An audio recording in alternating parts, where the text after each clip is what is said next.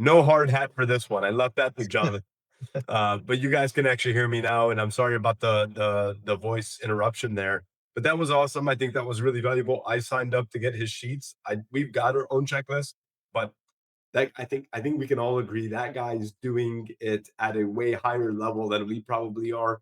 He sees all the good, the bad, the ugly, and he innovates in the space, which I think is not something that we do, right? We probably create our checklist based on what we think we need, but Jonathan has it all. So we're gonna we're gonna close the loop on that, Jonathan. We're gonna move on to John and his and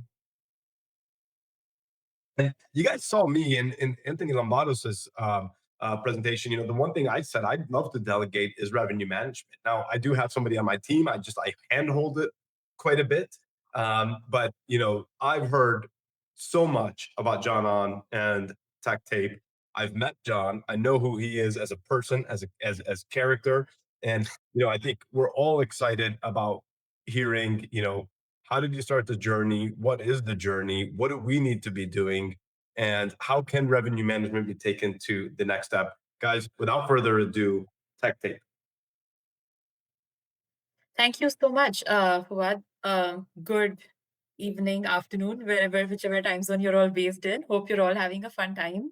And glad to see you all here. And as Fuad said, with a raise of hands, can someone I'm sure there's a way to react with a raise of hands, but how many of you have been in a position where you're staring at your calendar and thinking, am I pricing my listings right? Am I getting the best revenue? Is this the optimal thing that I'm doing, or can I do more? Has anyone been in that position? I'm sure a lot of you have been.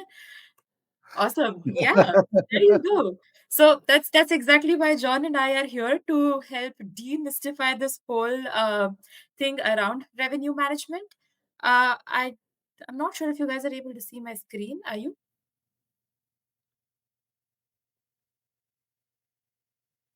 I am not seeing the screen. Okay. Uh, Now we Now see we your see your screen. screen. awesome. So Wait, that's it's It's the the mirror of. mirror. oh is this better? Yep. Yeah. So that's why John and I are here to help solve all of this mystery around revenue management. A little bit about John, and I pass on to you, John. Yeah, so thank you everyone for showing up. This is awesome. So today Karishma and I were talking through dynamic pricing and revenue management. And so for me, I'm the founder of Tech Tape. We provide revenue management services and technology services for the short-term rental industry. I am an operator myself. I have a short-term rental company in Honolulu, Hawaii. That's how I got my journey started. So I am an operator. I feel everyone's pains. And then I'm also really into advocacy. I did create some advocacy organizations in Hawaii. But today's discussion is around the revenue management, and that's what I'll be talking about. I'll let Karishma introduce herself, go through Price Labs and how it helps revenue managers, and then I'll go through a case study. Awesome. Thank you so much, John. A little bit about myself. I'm Karishma. I'm leading the customer education function at Price Labs. Been with Price Labs for over 5 years. By customer education, I mean all the trainings, Price Labs Academy, any resources around how to use Price Labs. Me and my team are trying to build the best resources for you. Outside of revenue management, I love basketball and squash. So if anyone is around San Francisco and wants to hit a ball or two, let me know. But right now, we are here for revenue management. So, a quick overview of what we're going to cover. I'll cover the revenue management strategies. We're going to keep it very crisp, three top strategies. And then John will do like a live case study to apply all the theory that we've learned in practical. So, let's get started. Like we all know, revenue management is a term that we all hear a lot, but the biggest question that we all have is what really is revenue management. And what I can tell you, revenue management is definitely just not raising your prices. It's a lot more than that. It's to make sure that demand, it's to make sure that your timing, it's to make sure that the value of your property, all of these things come together and you're able to charge the right price for the right product at the right time to the right guest on the right channel. So you have to get a lot of things right to get revenue management right. And while this might all sound a little overwhelming, what it all boils down to is the strategies that you use. And the number one strategy to make sure you're getting revenue management right is dynamic pricing. If you're not using dynamic pricing, you're already leaving a lot of money on the table. So for all of you guys who are manually setting your rates, or probably setting rates only based on like high season and low season, or even worse, if there's like just a flat rate throughout the year, the first thing that we'd all recommend you do is start using dynamic pricing. If you're not using it, you're leaving a lot of valuable money on the table. Now, for those who are already using dynamic pricing, again, dynamic pricing just doesn't mean, hey, I'm, you know, changing numbers on my calendar. It means, are you using the right strategy and are you optimizing for all the factors when you're changing numbers on your calendar? So, to make sure we get that part right, there are three core strategies, and we're going through all of them in detail eventually. But for those who are scared of this term dynamic pricing, it's very important to understand how these algorithms work, right? So, it's a 5-step process, a very simple process. The first step is data.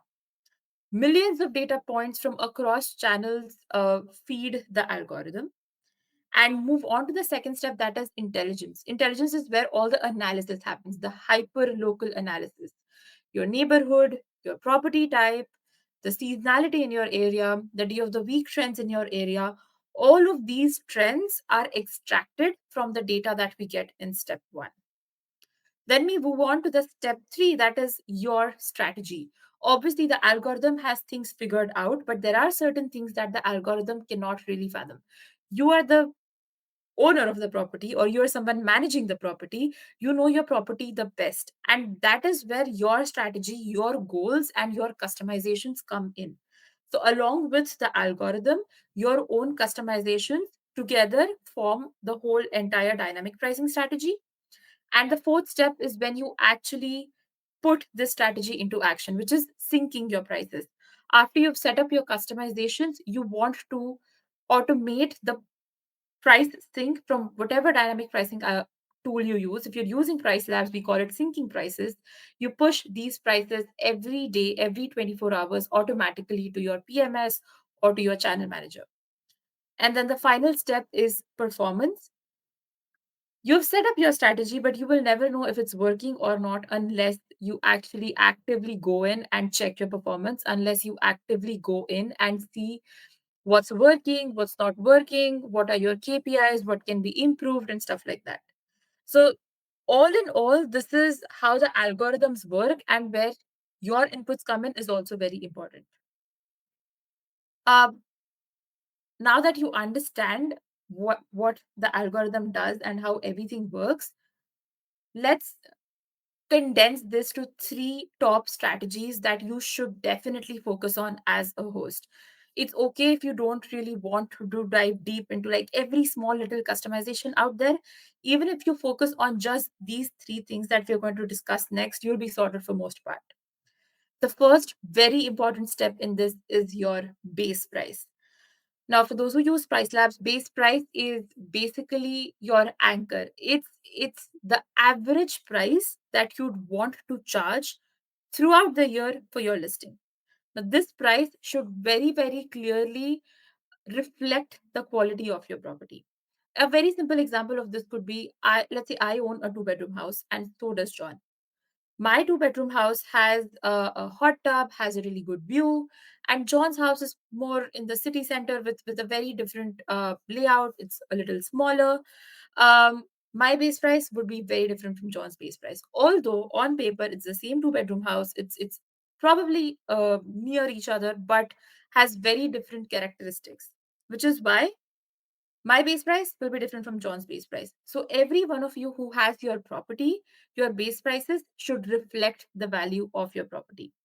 And that depends on 3 very important factors. The first is the market position. In what percentile do you place your property relative to the market? Now, just because I have a hot tip doesn't mean I fall in like the absolute 75th or 90th percentile of my market. Probably there are properties that are far, far better than my property in my market, and I could probably fall in the 25th to 50th percentile.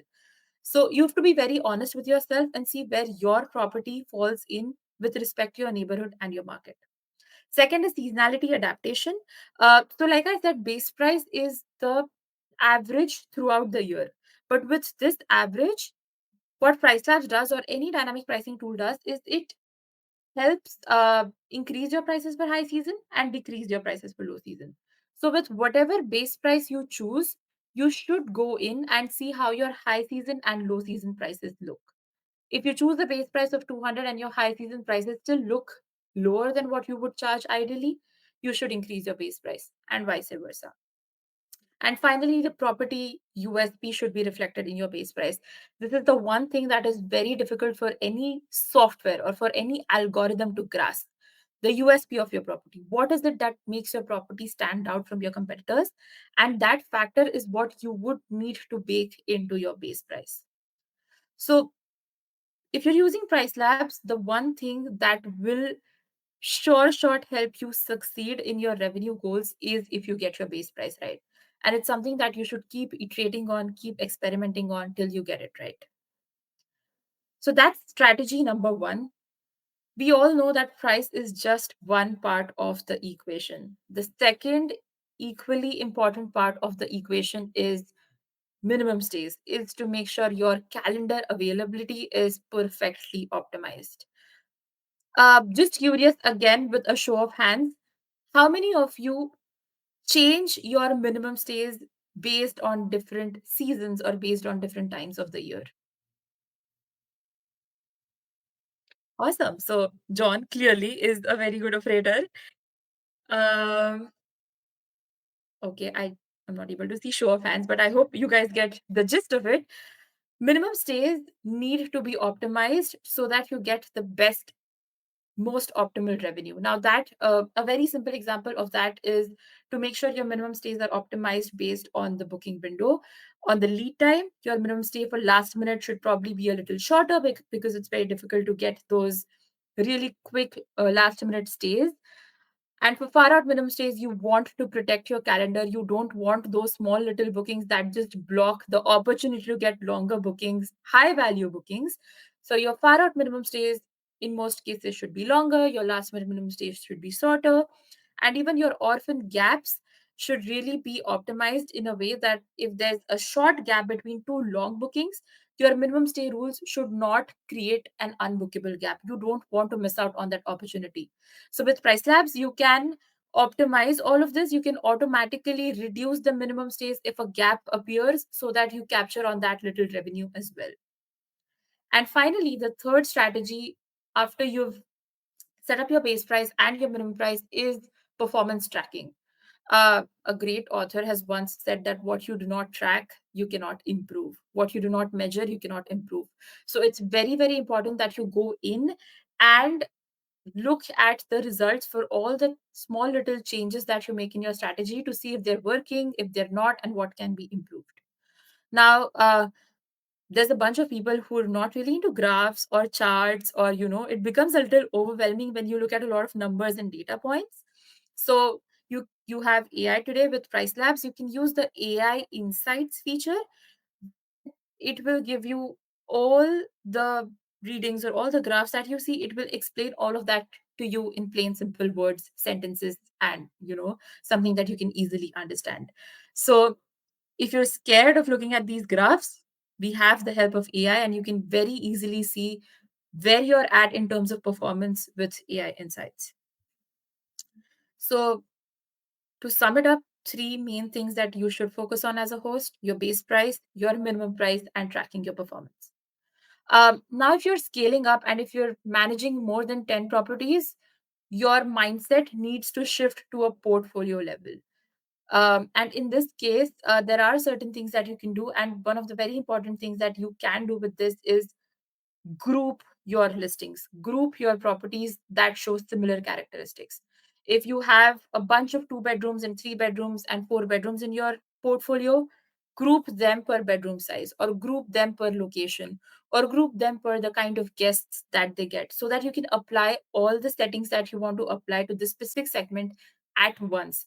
You don't want to waste your valuable time going into every listing and applying the same settings again and again and again. You can automate all of these updates. You can bulk update things for listings with similar characteristics, and you can ensure that you have consistency across the comparable listings in your portfolio. So if you're thinking of scaling, if you have more than 10 properties, bulk customizations are the way to go. And like I said, when you're scaling up, your mindset shifts from a listing level thought to a portfolio level thought. And one very important feature in Price Labs is the portfolio level adjustments. There's something called the screenshot that you see on your screen is portfolio occupancy based adjustments, wherein you can increase or decrease rates across your portfolio based on the occupancy across your portfolio. So let's say you have a group of listings that's performing really, really well. This setting, if you configure it in a way where you say that, hey, if I have more than 80% occupancy, automatically increase prices by 15% across my portfolio. If I am not doing very well for a particular group of listings, I'm less than 10% occupied, automatically slash prices by 35% across my portfolio. So this is the kind of mindset shift that helps you save time and optimize things at scale to build your business better and stronger. Oh, I think it's going behind. And then again, it all boils down to tracking what you're doing. Um, you have a my personal favorite feature in Price Labs is portfolio analytics, where you have a listing level, group level, and account level view of all the important KPIs that you need to track. Be it your ADR, be it your occupancy, what are the number of bookings that you're getting, how are you performing relative to last year, how are you performing relative to your comp set, how are you performing relative to your market. All of these important things help you build that strategy. And this strategy refines over time, refines over every season. So let's say uh, a lot of good revenue managers, before they're entering a new season, they will take a step back, see how they did last year, what were the mistakes that they made, how they want to do better this year. And before the start of any season, they go in and check these numbers and build their strategy out. So portfolio analytics, or in general analyzing the performance of your portfolio, is probably the most important step in getting your revenue management right. So now, because we've spoken so much about what you cannot measure, you cannot improve, what is it that you should measure? So there are three very important metrics that any host should 100% track. The first one is obviously occupancy. It's very simple. It's the number of nights that are available. It's the number of nights that are booked divided by the number of nights that are available. It's basically how full is your calendar. The second important metric is your ADR. It tells you what is the average income that you've earned for every night that you've booked. And the third, and probably the most important metric, if there's one metric that you all should track as hosts, is the RevPAR. This tells you how optimized your revenue is. The formula is very simple. It's occupancy rate into ADR, and this gives you a very honest peek into how your portfolio is doing. Let's take an example. Let's say I have my listing that is 90% booked, but my ADR, that is my average daily rate, is $100. Whereas John's portfolio is 70% booked, but his ADR is $300. Would I prefer being really highly booked at 90% occupancy, or would John's portfolio with 70% occupancy but a 300 ADR be better? It would be John's, because he is optimizing not only for occupancy, but he's optimizing for RevPAR. He's making sure that both his ADR and occupancy are in a good balance. If you have a lot of bookings, you might probably be underpricing yourself. If you don't have a lot of bookings but super high ADR, you might be pricing too high. So to find that sweet spot between occupancy and ADR, RevPAR is the magic number to go after. Obviously, when John shows his case study, he will know more how to put this into practical use. But these are the three metrics that any host should track. Now, this was the theory part of it. I will pass it on to John to help us show how to do all of these things in action. All right. Thank you, Karishma. Yeah, so Karishma just walked us through both the strategy and kind of the tool, what I call the Formula One race car, right? That's the software, the dynamic pricing engine. Um, to implement it, we need to take all that and actually make decisions and look into the data to make those decisions. So if you could go to the next slide. So what I'm gonna do is I'm gonna go through a specific portfolio. It's in Japan, Tokyo, Japan. I was actually traveling there in March, immediately before the summit in Denver. And if you could go to the next slide. Um, during that trip, I yep, I took a lot of selfies with a lot of characters in Japan and had a great family trip. But the next slide. But the more important part relative to today's discussion is I had met up with Tracy Northcutt, who had presented last week, owner of Tokyo Family Stays. And so we met up, and on March 27th, I sat down with her at a cafe, and we took a look at her portfolio, kind of analyzed it, and I went over where some of the opportunities were. And out of that, we started to work together. So next slide. So that's what I'm going to go over right now. Just so you know, Tech Tape, we operate globally. We've actually added a couple more dots, but I haven't put it on the slide. But we are able to operate globally, and so it's a approach that works, everywhere. Next slide. So this, I'm going to be going through occupancy, ADR, and RevPAR for Tokyo Family Stays portfolio. And when I sat down with Tracy in Tokyo, this was the first thing that I looked at was her occupancy pattern. And so this represents her portfolio. And over many years, Tracy's a very experienced operator. And so immediately when I sat down and I looked at her occupancy pattern, what I noticed was that consistently, can you next slide? Consistently, her occupancy was somewhere between 50 and 60%, kind of consistently throughout. And while that by itself is not, you can't say it's good or bad. My immediate response to Tracy was that there's probably an opportunity to increase her overall revenue, because her occupancy is, kind of, there's still room to grow on the occupancy. Just for reference, I don't have a pointer here. I started working with Tracy end of March, so April is really the first month where we had any impact.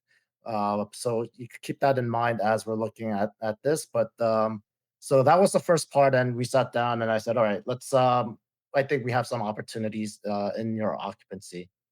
Next slide. And so the pink line now is what the market is doing around her for similar portfolio.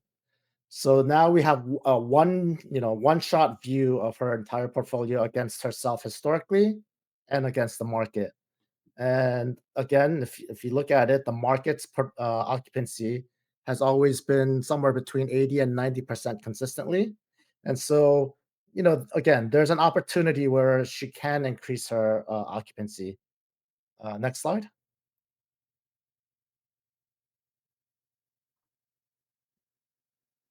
Right. So you're finding the opportunity in the data. Next slide. Sorry, I have a bug in my room.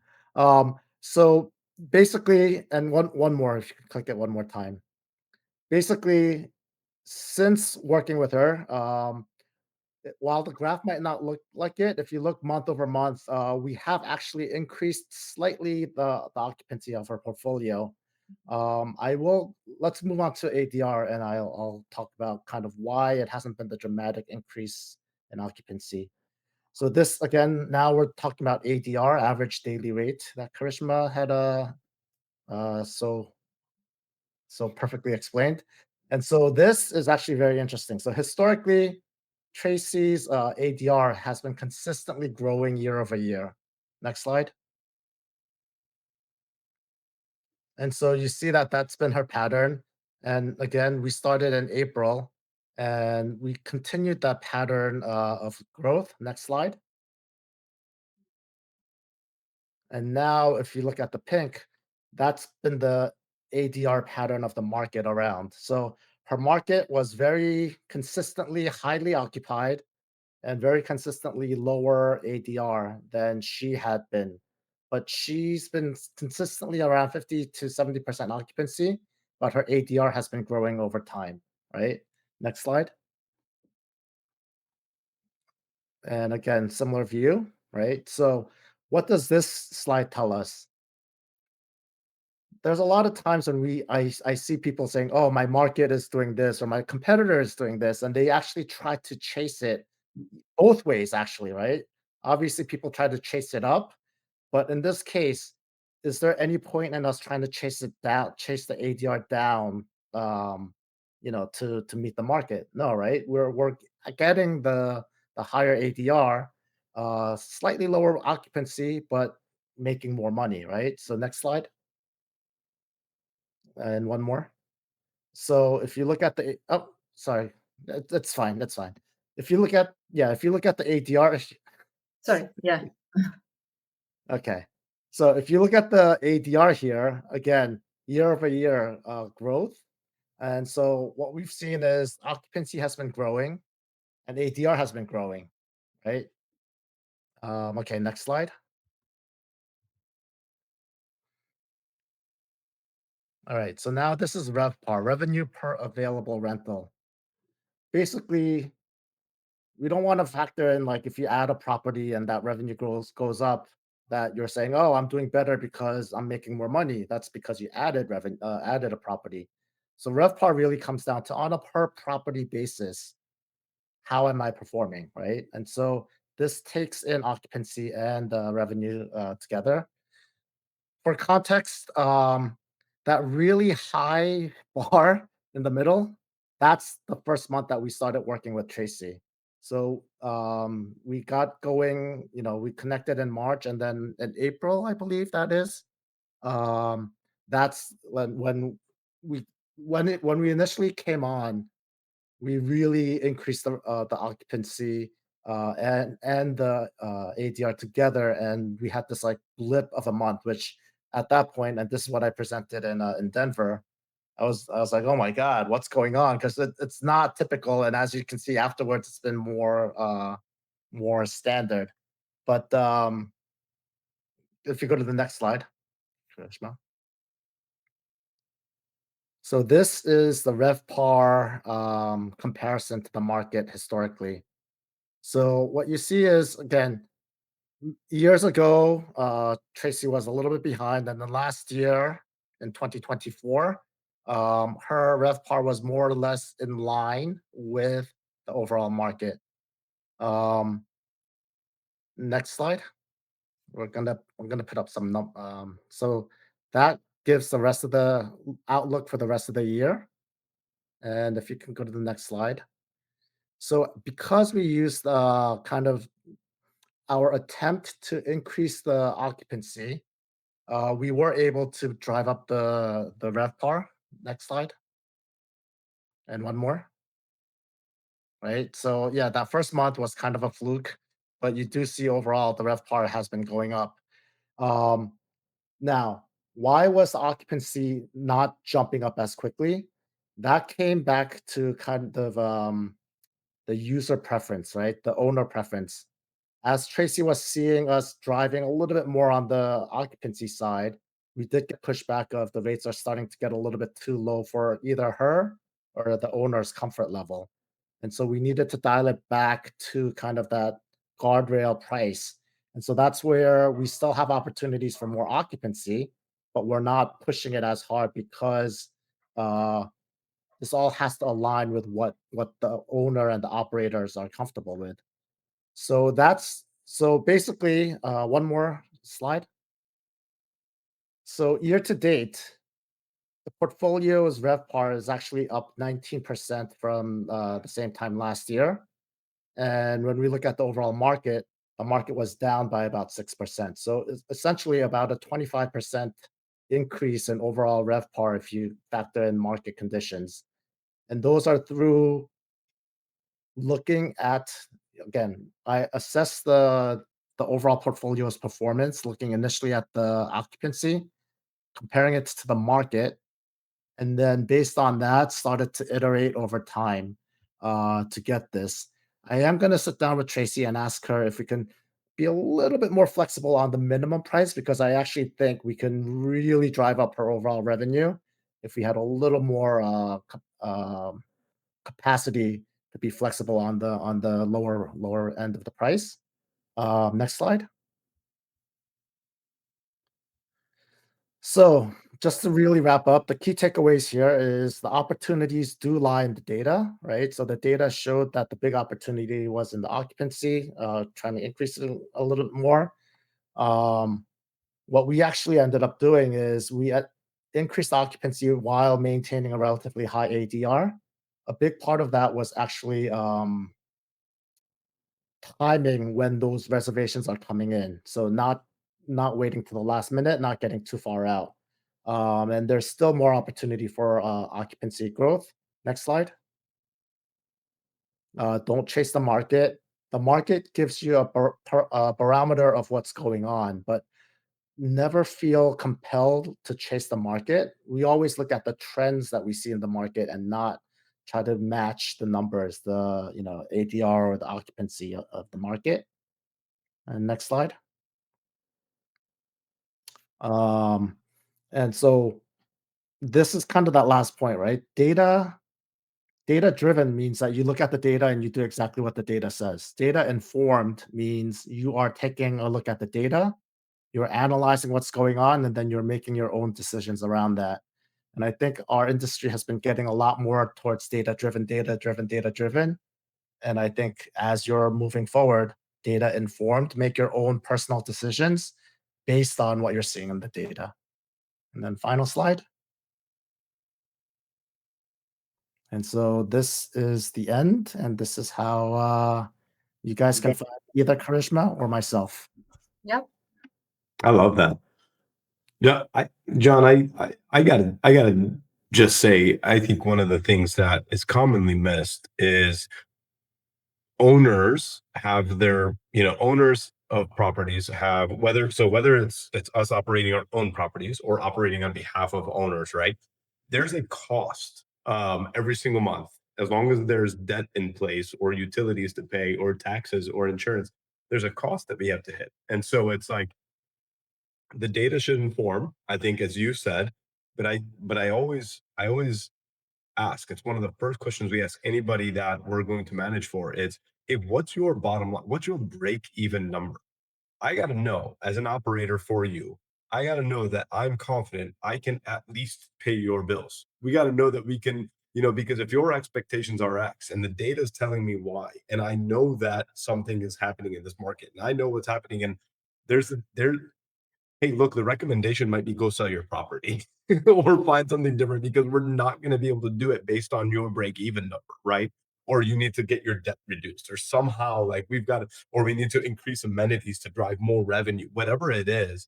But I think that's so important is data informs you, but then you've got to drive based on how do we get our bills paid, and then most investors like a 10 to 12% return, right? So we're bringing that in and we're saying here's what you got to pay, here's what your return is. Now what does the data tell us? Can we do that? So one thing, when people calculate their break-even number, they break it down to a per day number typically, because that equates to, you know, the nightly price, right? Hmm. The way you make the most revenue, I mean, crazy amount more revenue, is what I call consistent incremental revenue. And that's both on the upside and on the downside, right? What does that mean? That means when there is higher demand, don't just accept what you're happy with. You float it up to what the market will bear, and that's that incremental revenue above and beyond what the rest of the market is doing. However, when things are slower, you actually want to get that incremental revenue that may be below your break even number on a night to night basis, because it is padding that revenue versus zero.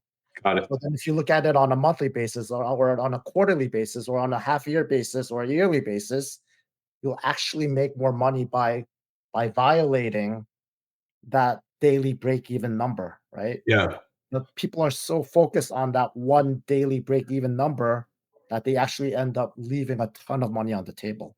Yeah, that makes sense. So what you're saying is, if you know that you're going to operate at a 70% occupancy for say, for example, which is about 21, 22 nights out of the month, you're going to have 9 nights empty if you're so stubborn about your bare minimum number. But if you lower that bare minimum number on those 9 nights, and now you only have 4 empty nights instead of 9 empty nights, you didn't have Exactly. exactly the kind of revenue, but you've been able to shrink, to bridge that gap a little bit. It's Right, fantastic. I think and that's then awesome. in future months, you've built that kind of cushion, right? So, Yep. like, there is this, like, kind of people are very focused on the nightly rate because that's what's visible, but you kind of need to look at it over chunks of time, especially in seasonal markets, but even if it's not seasonal markets. What do you think, Karishma? What's your thought on that? I 100% agree with that. I think I personally believe there's this concept called contribution margin. So as long as you're contributing anything towards your fixed costs, I think it makes sense. So even if sometimes it means violating your break even, in the high season months or high demand months, there's more opportunity to cover those things. So yeah, 100% agree with John. That's great.